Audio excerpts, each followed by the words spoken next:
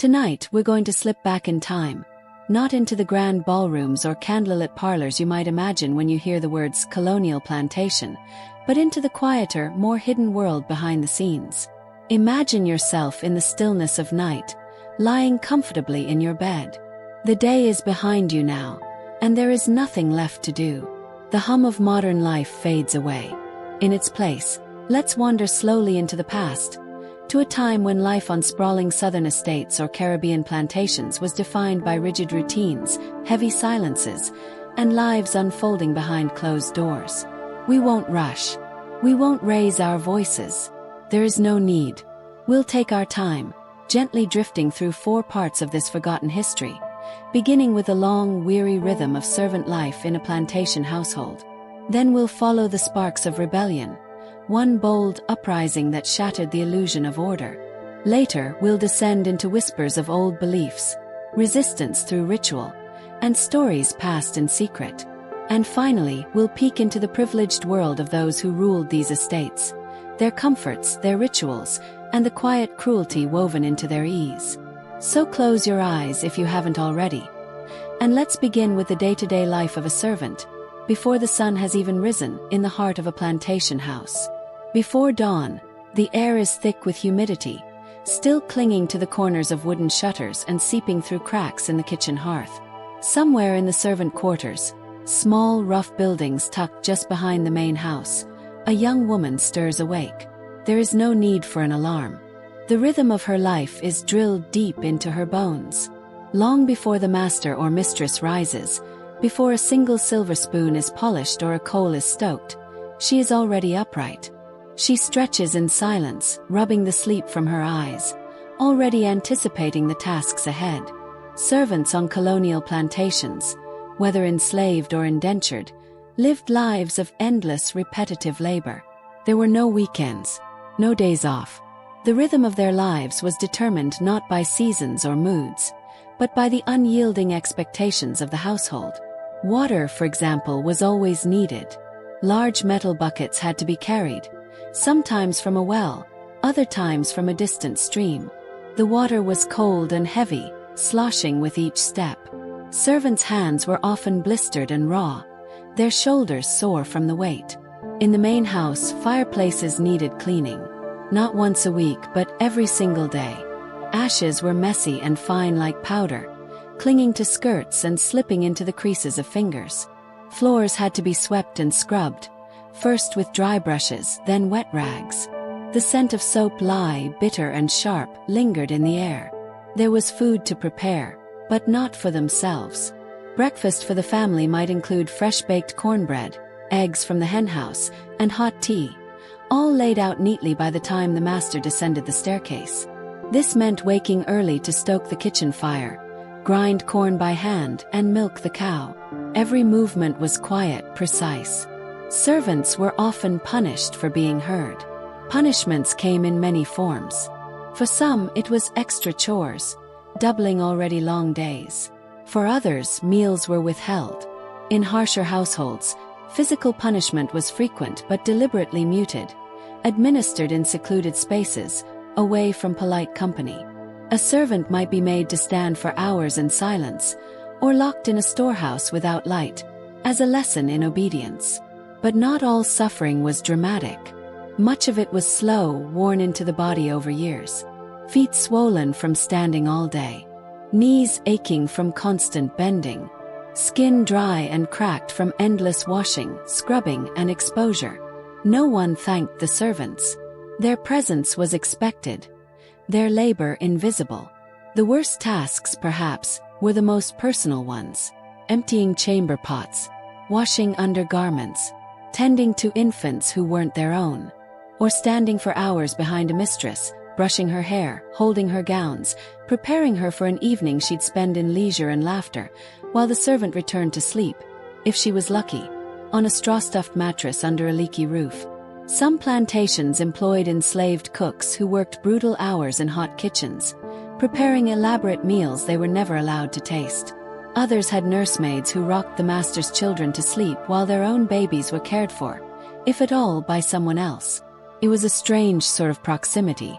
Servants lived in the same buildings, walked the same hallways, sometimes even shared the same bloodlines. Yet they were invisible. A glance from the master might mean nothing or everything. A missed task could be the difference between being assigned lighter duties or being pulled into the fields. Evenings offered no real rest. After dinner, there were dishes to wash. Heavy pewter plates, greasy iron pans, sticky spoons.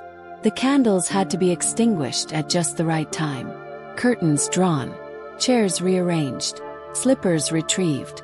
And once the house was finally quiet, only then could a servant lie down.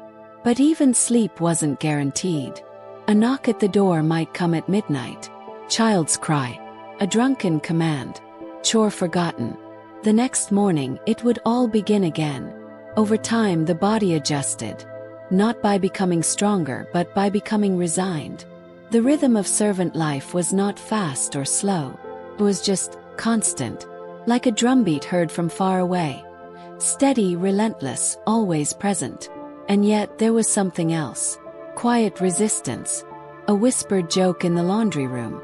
A secret bite of forbidden cake. A glance shared across the hall. Servants found ways to survive not just in body, but in spirit. They created songs, stories, and routines that were not visible to the master. Their lives, though constrained, still belonged to them in moments. Moments. That's all they had, really. Sip of water. A deep breath in the garden. A second of stillness in a quiet stairwell. And sometimes those moments were enough to keep going.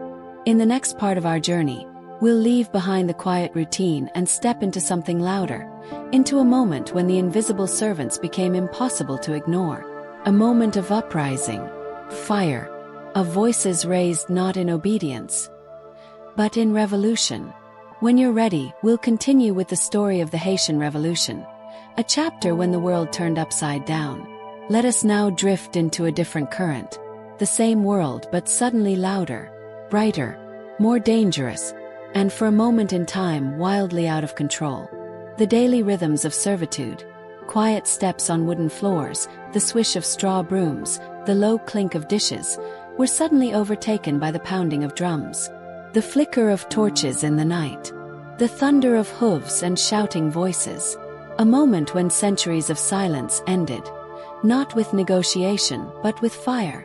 We are now in Saint-Domingue, the richest colony in the Caribbean, a land of sugar, coffee, and chains. It was a French colony, but wealthier than any in Europe. Its plantations produced 40% of the world's sugar. But that sweetness was built entirely on the backs of enslaved Africans, over 500,000 of them, outnumbering white colonists by more than 10 to 1.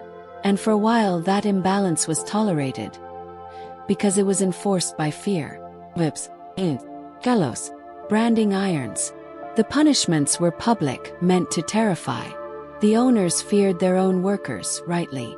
But fear, when stretched too far, becomes unstable. And Saint-Domingue was a powder keg. In 1791, the fuse was lit. Picture it. A humid night in August. Somewhere outside Le Cap, in the northern plains. A small gathering in a clearing.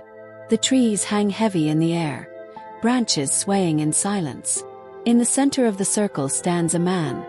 Bookman, they called him. Former slave. Religious leader. He chants. Others respond. Candles flicker. Something ancient stirs. Part prayer, part oath. Then fire. And within days, the plantations begin to burn. The Haitian Revolution had begun. It wasn't neat. It wasn't coordinated like a modern war. But it was massive. At first, it was slaves rising up against overseers. Men armed with machetes, kitchen knives, anything they could find. They didn't march in lines. They didn't wear uniforms. But they were organized by desperation, by memory, by rage. They remembered the beatings, the children taken, the names they were forced to abandon. And so they fought. The first wave was brutal. Over 1,000 plantations were destroyed. Many white planters fled or were killed. Entire families vanished into the smoke. Colonial forces tried to respond, but they were overwhelmed. Disease ravaged the soldiers. And the rebels knew the land better. They moved through sugarcane fields like ghosts. But this was not just an uprising. It became a war of nations. France, then in the middle of its own revolution, abolished slavery, briefly trying to win back the colony. Britain and Spain sent troops, hoping to claim the territory for themselves. And through it all, the black leaders of the revolution continued to rise. Among them was Toussaint Louverture, former slave, literate, strategic, patient. He was not loud. He didn't rush. He built alliances. He read Enlightenment philosophy. He played the French, British, and Spanish off each other, like pieces on a chessboard. And he won. Over and over again. By 1801, he controlled the island. He issued a constitution, abolished slavery permanently, and declared himself governor for life. But France, now under Napoleon, refused to accept this. So they sent warships, thousands of troops, the largest overseas expedition France had ever attempted. They expected to take the colony back in weeks. But they didn't count on yellow fever, or the unyielding will of people who had tasted freedom. The war dragged on. Villages were razed, crops burned, leaders captured and executed. Toussaint himself was betrayed, sent to France, where he died in a cold prison cell. But the revolution did not die with him. Others took his place, Jean-Jacques Dessalines among them. And in 1804, after 13 years of conflict, Saint-Domingue became Haiti, an independent black republic, the first of its kind in the modern world. It was the only successful slave revolt in history to create a new nation. But success came at a cost. The land was scorched, the economy shattered, and Haiti would be punished by European powers for decades. France forced them to pay reparations, crippling debt for the loss of the colony. Still, something had changed. Forever. The quiet world of the plantation was broken. Not everywhere, not all at once, but the myth of control, of silent obedience, was gone. In the American South, slaveholders watched with dread. They tightened their codes, increased patrols, built higher fences, and forbade even whispers of Haiti. But the whispers came anyway, in the hush of kitchen corridors, in the rhythms of songs sung while washing, in stories passed down through generations. Haiti became not just a place, but a symbol, a reminder that even the most rigid system could be overturned, that even in the depths of forced servitude, the human spirit could break free. In the next part of our story, we'll explore the quiet magic that wove through servant lives, not as fantasy, but as resistance. Through the mysterious world of voodoo, ritual, and unseen power, we'll see how belief became a weapon, a comfort, and a shield. Let's continue our quiet journey, deeper now, into the hidden layers of belief, ritual, and quiet resistance. Because even when the body was bound, the spirit had its own ways of moving. And on plantations across the Caribbean and the American South, one thread wove itself quietly through kitchens, quarters, and fields alike. That thread was voodoo. Not the dramatic fictional version you may have heard about. Not dolls with pins or strange curses whispered over fires. The real voodoo, also called vodou, vodun, or vodun, was something far older, far more complex, and for those who practiced it, deeply comforting. It wasn't just religion. It was memory. It was language. It was survival. To understand voodoo as it was lived, we have to return again to West Africa, to the homelands of many who were taken in chains. In regions like Dahomey and Yoruba territories, spiritual systems were already rich with meaning, featuring spirits, deities, rituals, and a worldview that saw the physical and spiritual worlds as intertwined.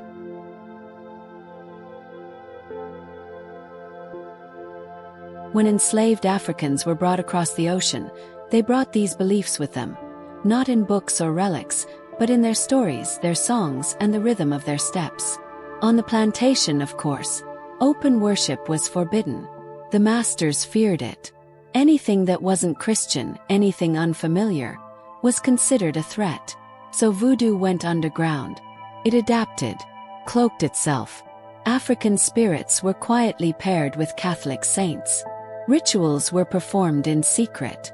Sacred symbols were drawn in flour on dirt floors, only to be swept away before morning. And while it may have appeared silent to outsiders, within the servant communities, voodoo pulsed like a heartbeat. Imagine late at night, a small circle of women in the servant quarters, kneeling over a pot of herbs. One grinds leaves into a paste. Another hums softly. They're preparing a poultice for a child's fever. A blend passed down through mothers and grandmothers. To the master it might look like superstition, but to them it's healing. Elsewhere, a young man carries a small pouch sewn into the inside of his shirt. It contains crushed root, perhaps, or a lock of hair tied with string. He believes it keeps him safe, from illness, from punishment, from envy. Whether it does or not, he walks straighter when he wears it. And sometimes belief is its own kind of strength. Times voodoo was protective, other times it was defiant. There were whispered tales of poisoners, servants who could brew mixtures to sicken or even kill a cruel overseer. Some of these tales were likely just stories, spread by frightened masters or whispered among workers to create an aura of power. But fear, even if based on rumor, could be a powerful shield. Masters who feared voodoo were sometimes more hesitant to punish certain servants. A woman rumored to see things might be left alone, just in case. A cook with a certain stare might not be reprimanded for fear she might stir something unexpected into the stew. It wasn't just fear though. Voodoo offered hope, and structure, and a way to make sense of suffering. In ceremonies, songs were sung to spirits, called loa. These spirits weren't abstract gods, but beings with names, traits, personalities. Some were mischievous, others were stern. Some were kind to the poor. Some protected women. Some watched over children. During ritual, a person might become possessed by a loa, dancing, speaking, even moving as the spirit. These possessions were not considered dangerous, but sacred. The spirit had entered the body, offering guidance, healing, or protection. Of course, on plantations, such gatherings had to be brief, secret, and quiet, unless they took place under the cover of night, deep in the woods, far from the main house.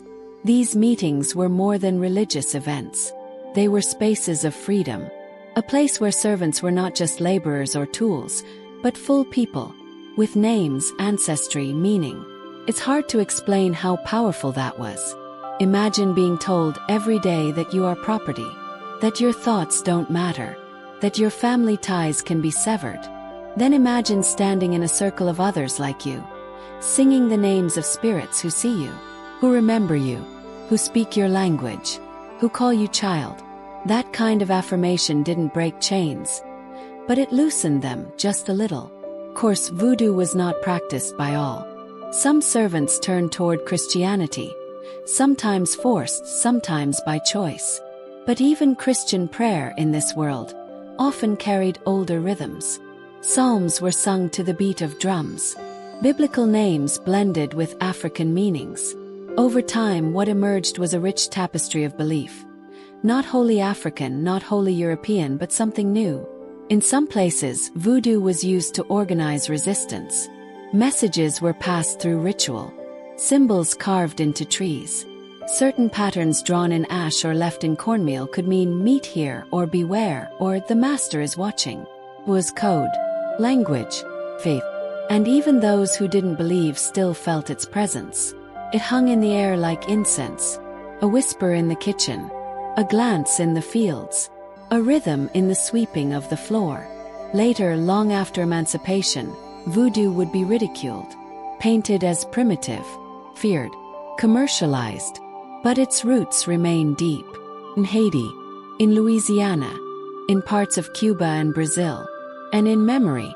Because voodoo was never just about magic. It was about reclaiming something the world tried to take away. Identity, dignity, control. It allowed servants to exist not just as tools of labor, but as spiritual beings, capable of connection, of protection, of resistance. In the next and final part of our journey, we'll ascend again, into the lofty, sugar-dusted world of the plantation elite, where the floors were polished, the gowns imported, the sugar never ran out. A world of ease, built on invisible backs. Let us now leave behind the servant quarters, the dim hearths, the whispered prayers, the clatter of tin pails, and ascend into the light-drenched stillness of the plantation main house. Here the world moved slowly. It was a world of carefully measured routines and practiced elegance. A world where quiet wasn't a lack of noise, but a performance, a statement. And within this hush, the plantation elite curated their lives like delicate porcelain on display. The contrast, of course, was startling. Just beyond the columns and shutters, sweat dripped from brows, muscles strained, fires roared in hidden kitchens. But here, in the upper rooms, the air was perfumed. The rugs were thick, the pace unhurried. Imagine a southern plantation in Georgia, or a sugar estate in Saint-Domingue before the Revolution. Long, symmetrical buildings painted pale colors to reflect the heat.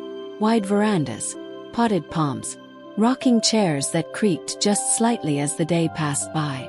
The master of the house might rise late by servant standards, perhaps around 7. He'd be helped into a fresh waistcoat, boots polished, buttons aligned. In some households, he would not lift a finger, not to bathe, not to pour his own coffee, not even to fetch a handkerchief. His breakfast would already be waiting. Eggs, fruit, biscuits, coffee or chocolate, served on fine porcelain. The silver would have been polished the night before. The napkins pressed. All done without a word. The servants had already disappeared behind the walls.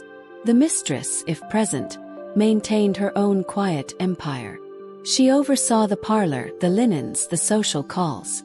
Her mornings were often spent writing letters, reading fashion magazines from Europe, or instructing a seamstress on alterations.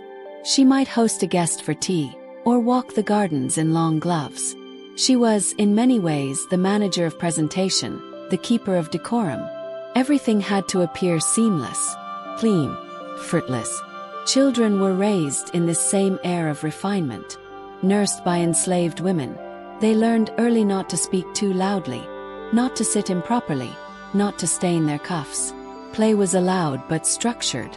Education, if they were boys, was rigorous. Tutors might be hired. Girls were trained in manners, music, and the art of conversation. And always, always there were eyes on them. Servants who tied their sashes, brushed their hair, washed the linens they soiled in sleep.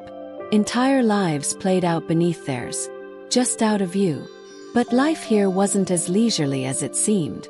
It was performative, exhaustingly so. Social events were everything.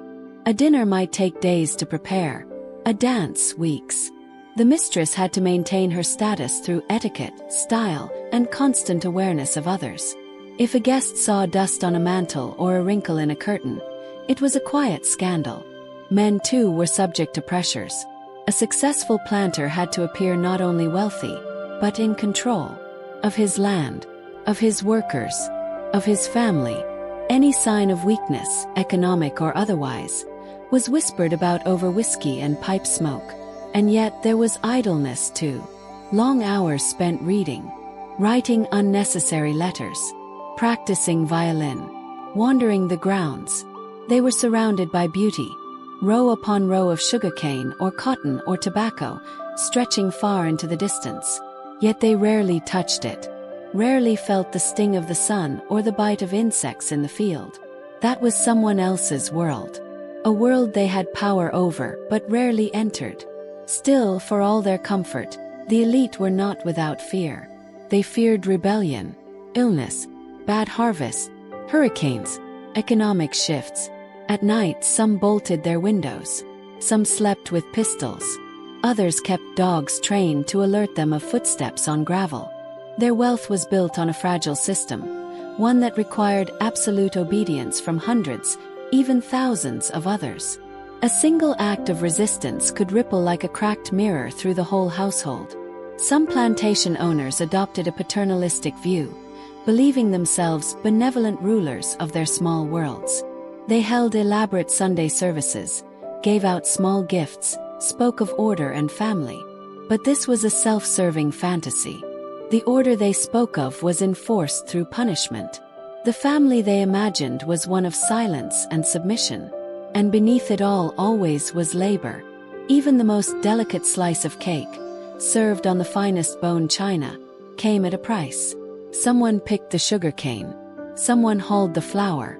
Someone scrubbed the pan. These homes, so pristine on the surface, were palaces built on exhaustion. Of course, not all elite lived the same way. In larger cities like Charleston or Havana, some mingled with artists and scholars. Others traveled to Europe. Some wrote journals and poetry. But even in these circles, the same invisible scaffolding of servitude propped them up. And as the 19th century progressed, that scaffolding began to shake. Revolutions spread. Abolition gained ground. And while some plantation owners adapted, others clung more tightly to the past, doubling down on systems they knew were crumbling. The illusion of elegance became harder to maintain. By the time the Civil War came to the American South, many of these great houses stood as ghosts of themselves. Their wide porches weathered. Their larders emptier. Their world, once so insulated, finally exposed. But for a moment in time, decades, even, a small class of people lived as though nothing could touch them.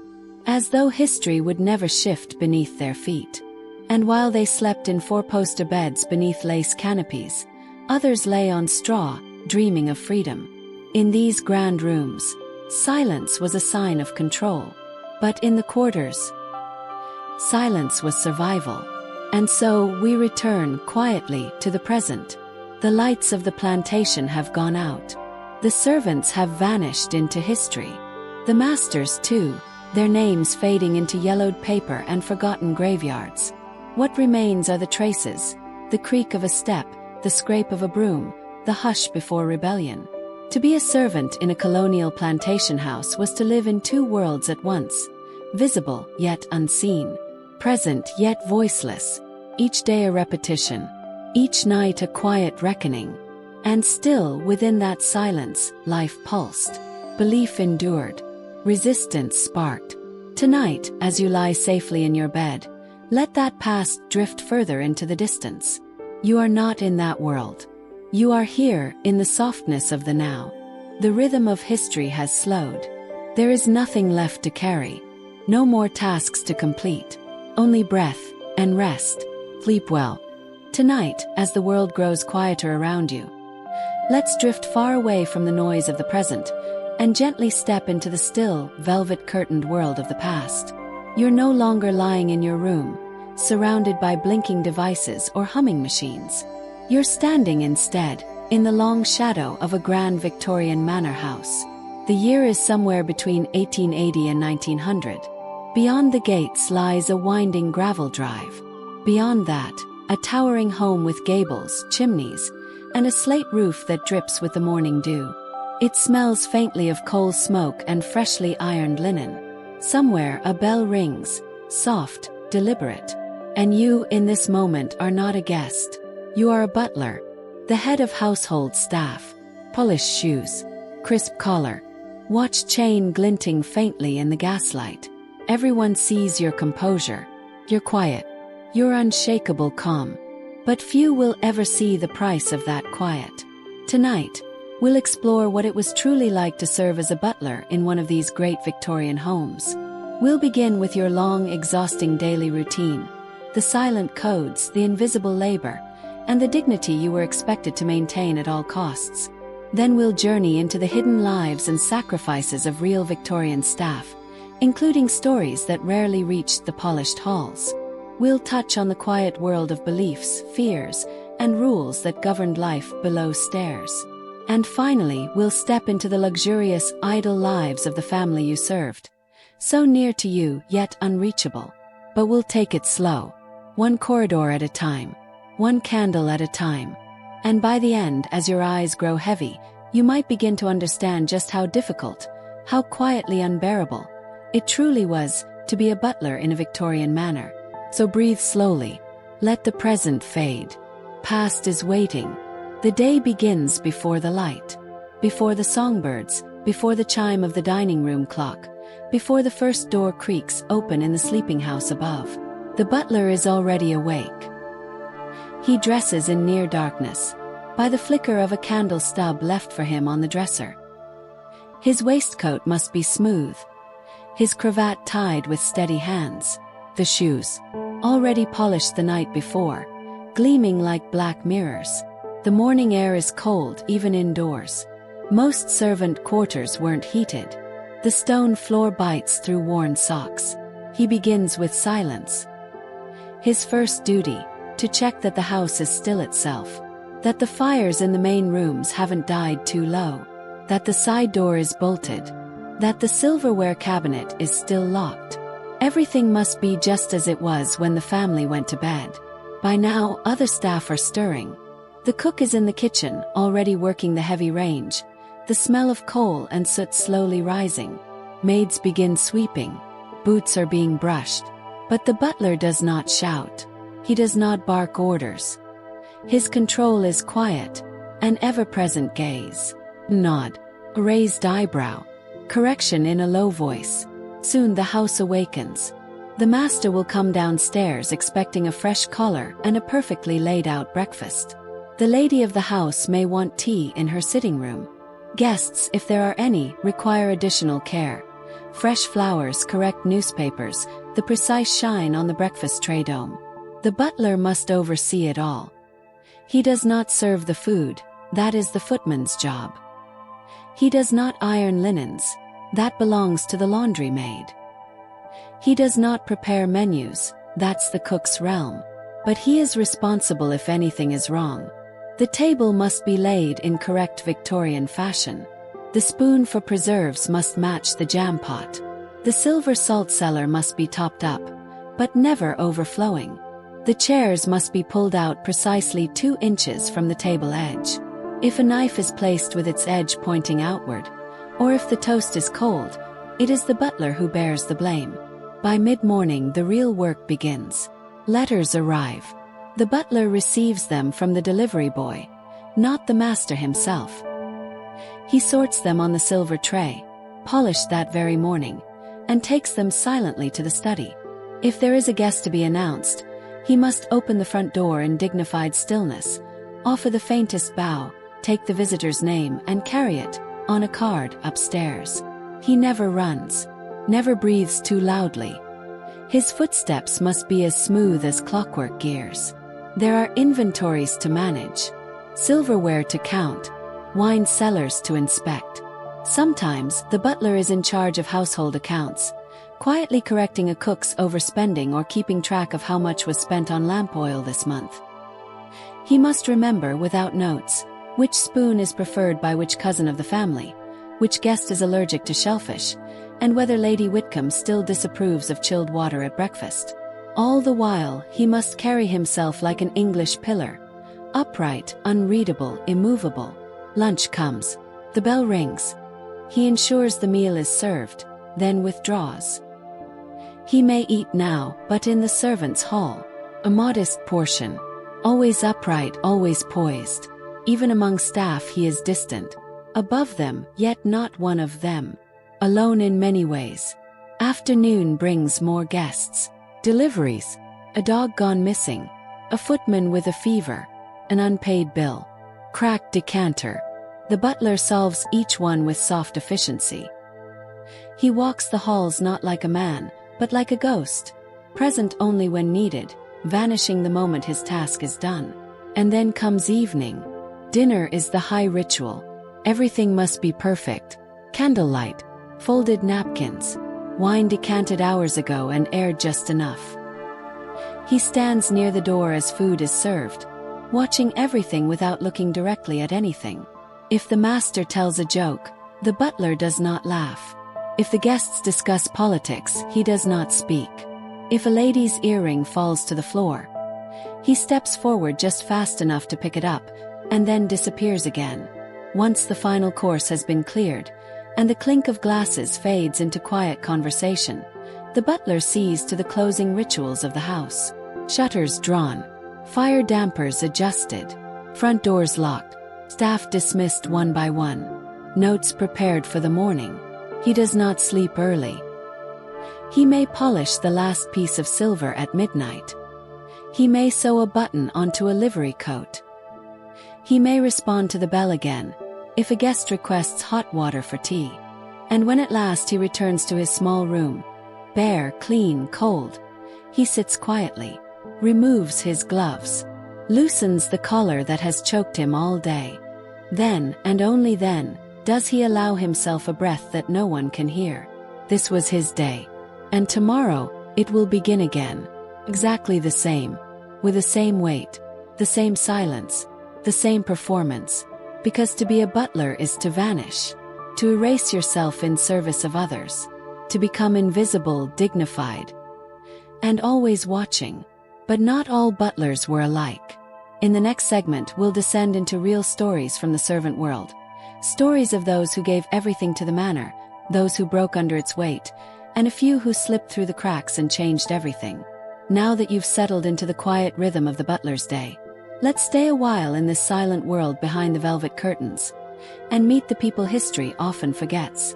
Because while the manor's grand facade still stands in paintings and stories, the lives of those who made it function, the cooks, footmen, chambermaids, scullery girls, were rarely recorded. They lived in the margins, in the stairwells and undercrofts, in laundry rooms thick with steam, or attic bedrooms cold as tombs. But if you look closely, very closely, you can still see traces of them. In faded payroll books, in old disciplinary ledgers, and in the whispers passed down through the families of those who served. Let's open that invisible ledger now. Gently. And listen. Imagine a girl named Mary. She is 15. She has never known silence until she steps into the manor house for the first time. Born in a soot-covered row house on the edge of Manchester, Mary's life has been full of sound. Her siblings arguing, her mother coughing, the rush of factory wheels in the street. But now, standing at the servants' entrance of a great house, she hears only the ticking of a tall hallway clock, and the faint hiss of gaslight. Mary is not a maid yet. She's a between maid. An all-purpose helper, mostly invisible. She carries buckets, cleans boot soles, polishes copper pots from below. No one teaches her how. She watches, learns, makes mistakes, then pays for them. One day, she tracks mud onto the breakfast room rug. The housekeeper scolds her, not loudly, but with a sentence that bites more deeply than any slap. Ladies don't leave footprints. Mary never forgets it. Her back aches constantly. Her hands are raw. She loses the calluses from factory work, only to replace them with new ones from fire grates and stair banisters. When she gets her first real day off, once every month, she takes the train into town and stares at the dresses in shop windows. She cannot imagine herself ever wearing one. Now picture James, second footman. He is tall, handsome, young, but utterly replaceable. His job is to stand, open doors, serve courses, and always be silent. James came from a poor farming family. His shoes were once made of rope. Now he wears gleaming leather. But the price of that shine is total obedience. One evening, during a formal dinner, James sneezes while serving fish. It is a small sound, barely more than a breath. But the mistress frowns. The butler speaks with him later. Not in anger, but with icy precision. "You represent the household," he says. "There is no room for indulgence of the body." James is told he may drink elderflower tea for his condition. Nothing more.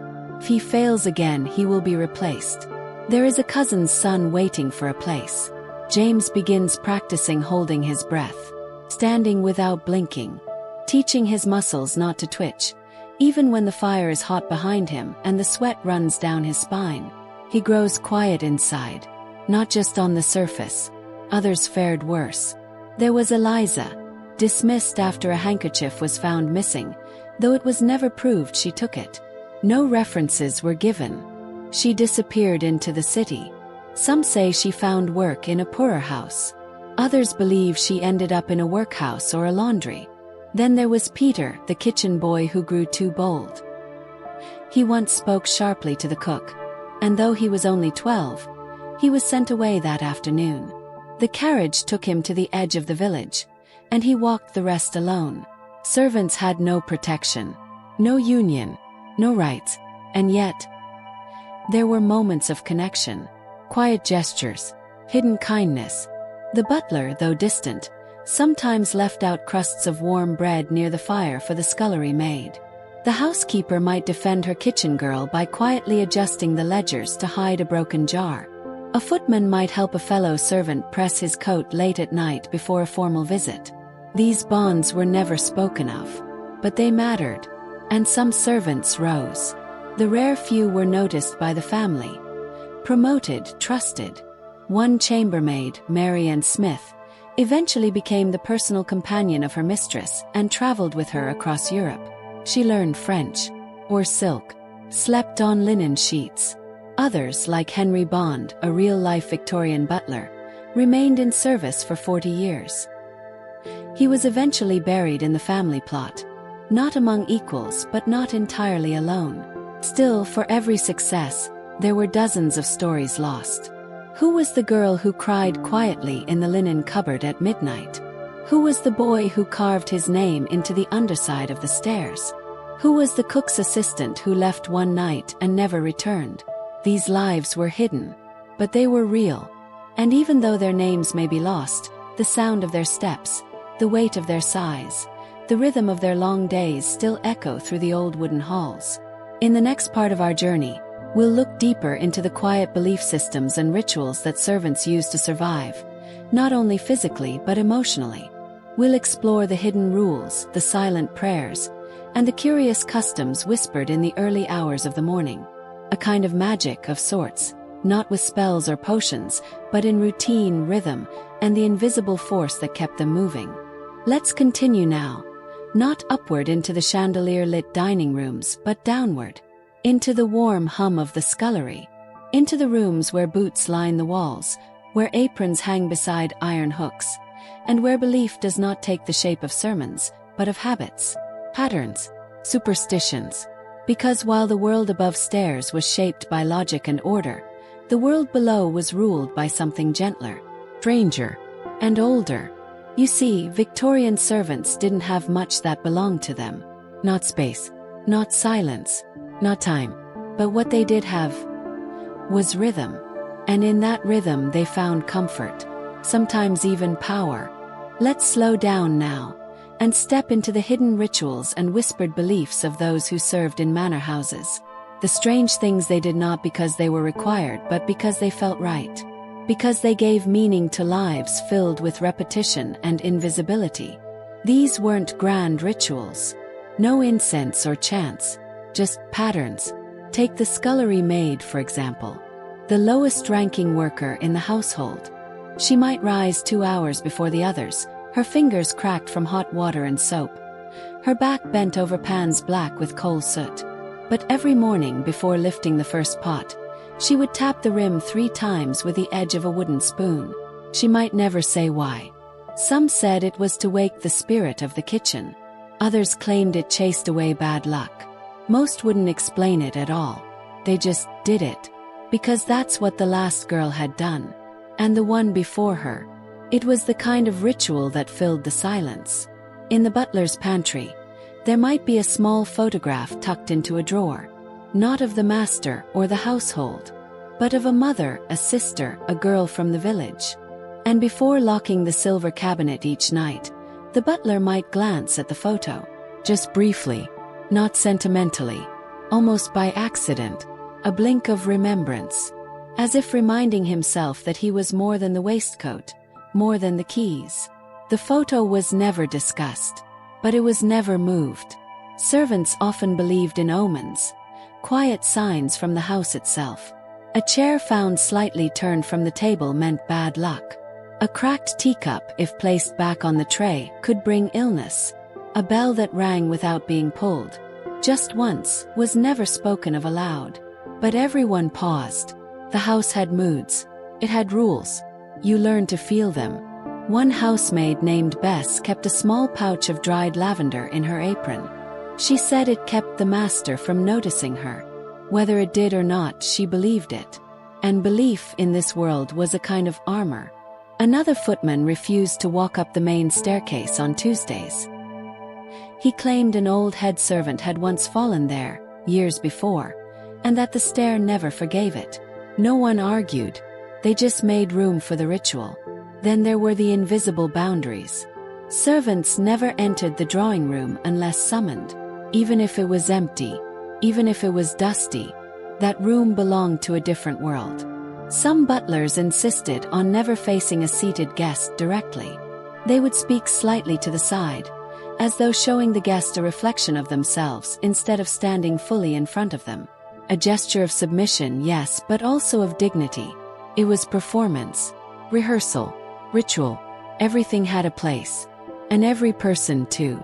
The servant's world was like a clock, intricate, precise. Every hour had its task. Every day followed a cycle. And just as the hands of the clock circled endlessly, so too did their lives. Monday floors, Tuesday silver, Wednesday linens, Thursday firewood, Friday pantries, Saturday rugs, Sunday church if permitted, and then again, and again, and again. But within this repetition there was comfort. Because even if the world above shifted, if guests arrived or storms blew in or orders changed, this world below stayed steady. And so they found their own ways to endure. Some kept journals, hidden under mattresses, written in pencil so they could be erased quickly if discovered. Others collected stories, gossip, fragments of poetry, overheard conversations. Some believed in luck. Others believed in ghosts. But almost all believed in routine. Because routine kept the chaos out. It gave shape to the formless days. It allowed a servant to remain invisible, without disappearing entirely. Even punishment followed a ritualized form. If a servant was dismissed, it was done in quiet words in the pantry, away from the ears of others. If someone cried, they were given 5 minutes to compose themselves before returning to duty. Punishment wasn't always cruel. Not always. Sometimes it was just cold, silent meal, a day of solitude, a removal from evening tea. Emotion had no place in the servants' hall. And yet emotion leaked through. In sideways glances, in smoothed aprons, in the soft clearing of a throat before answering a question. It was all part of the quiet dance. There's something haunting about a life built entirely around the needs of others. Something both beautiful and terrible. But within that silence, there was also survival.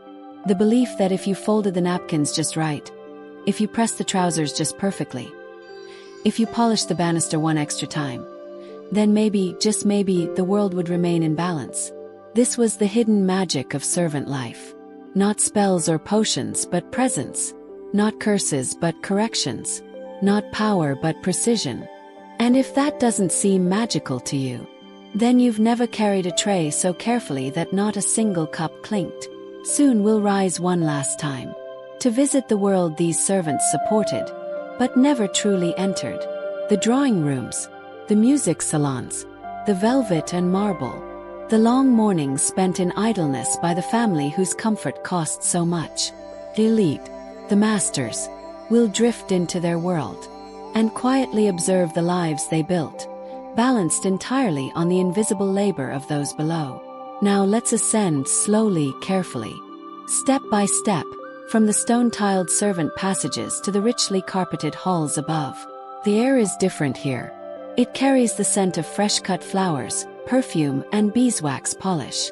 Gas lamps flicker behind frosted glass, casting a warm glow across gold-framed portraits and long mirrors. Music, soft and distant, echoes from the music room. A pianoforte being played without urgency. Private pleasure. This is the world above stairs. The world that butlers, maids, footmen, and cooks made possible, but were never truly allowed to inhabit. It's a world of comfort, of leisure, of long afternoons and longer evenings. But it was also a world built on expectations, on rigid codes of class, and on complete, unchallenged control over the lives of those who served. Let's walk through it slowly now, gently, not as guests, but as unseen watchers. Imagine the drawing room at midday. A fire crackles in the grate, though it's not cold. A lady sits near the window, in a dress of pale blue silk with tiny mother-of-pearl buttons. She is not yet 30, but she has not dressed herself in over a decade. Her maid did that. Quietly, perfectly. She turns the pages of a magazine without reading it. A tea tray rests nearby, laid out not by her own hand, but by another's. The porcelain cup is fine, gold-edged. The spoon beside it was selected from a matched set of 12, kept in a locked box. The milk was poured not when she asked, but precisely 30 seconds before her hand reached for it. She will not notice these details, but she will notice if they are missing. In another room, the master of the house leans over a writing desk. He is reviewing correspondence, perhaps letters from the city, about investments, rents, or land rights. His coat is tailored. His boots were buffed that morning by the second footman. His lunch will arrive in precisely 10 minutes, carried on a polished tray and served with practiced efficiency. He has not entered the kitchen in years. He does not know where the scullery is, but he expects his dinner hot, his wine aired, and the floors beneath his feet to be clean enough to reflect the light. To the family, this is not luxury. It is simply the world they were raised in. A world where comfort is constant, but invisible, where hands appear only to serve, and voices speak only when summoned. Guests come and go. Letters are answered. Dresses are changed 3 times a day. Afternoon rides are taken through the countryside, with servants in livery trailing behind on foot. Books are read, sometimes aloud to pass the time. Conversation is practiced, restrained, and always in keeping with one's station. Boredom is a luxury, one that the family does not always appreciate, but which defines their lives. And still, downstairs, a dozen bodies move quietly to ensure this boredom remains uninterrupted. There are rituals here too. At 5 o'clock, tea is served. Not poured, served.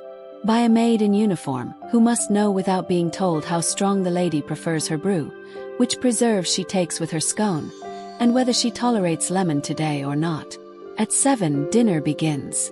The family descends into the formal dining room, where candelabras glow and silver gleams beneath domed lids. Each course is presented with care, each wine perfectly paired. Conversation is soft, but pointed. Politics, poetry, gossip. They rarely mention the staff, unless to note a mistake. They do not think of the hours spent starching the tablecloth, the days spent preparing sauces, the fingers that bled while shelling dozens of prawns.